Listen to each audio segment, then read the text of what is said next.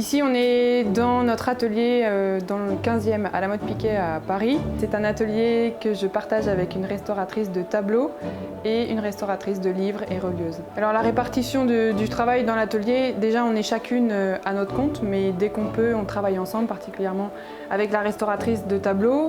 On a beaucoup de chantiers en commun, de clients en commun. Et après, on trouve chacune notre espace. La relieuse et restauratrice de livres a son espace à elle. Et ensuite, nous, on travaille soit à l'horizontale, soit sur des chevalets. On s'organise en fonction de la taille des tableaux qu'on a à travailler en ce moment. Alors, j'ai toujours été passionnée par l'art, notamment le dessin et la peinture. J'ai pris des cours pendant très longtemps et depuis toute petite. Donc après mon bac, j'ai fait une licence d'histoire de l'art pour avoir des bonnes connaissances dans ce domaine, avec un stage en restauration de tableaux pour être sûre que c'était bien ça que je voulais faire. J'ai adoré ce stage et je suis rentrée l'année d'après dans une école de restauration de tableaux à Paris.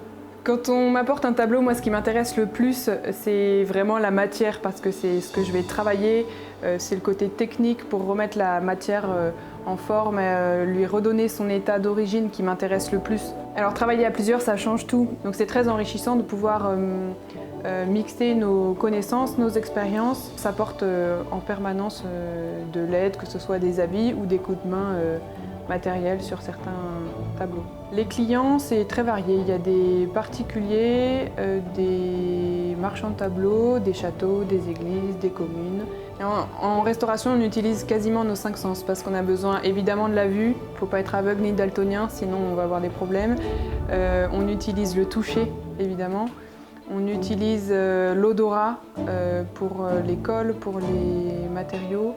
Et on utilise l'ouïe aussi, contrairement à ce qu'on peut penser. Par exemple, quand on tend un tableau, en fonction du bruit que fait la toile au moment où elle se tend, on sait si on a atteint le bon niveau de tension ou pas. Ce que j'adore aussi, moi, c'est les challenges, les tableaux qui sont vraiment hyper abîmés, où il va y avoir peut-être des difficultés techniques. J'adore avoir ce défi-là et faire le mieux possible pour qu'on voit à peine la restauration, voire qu'on ne la voit pas du tout quand c'est possible. Une restauration réussie, c'est quand j'ai réussi à redonner au tableau sa lisibilité quand il n'en avait plus, à remettre en état son support, la peinture, à lui redonner un aspect proche de celui qu'il avait à l'origine.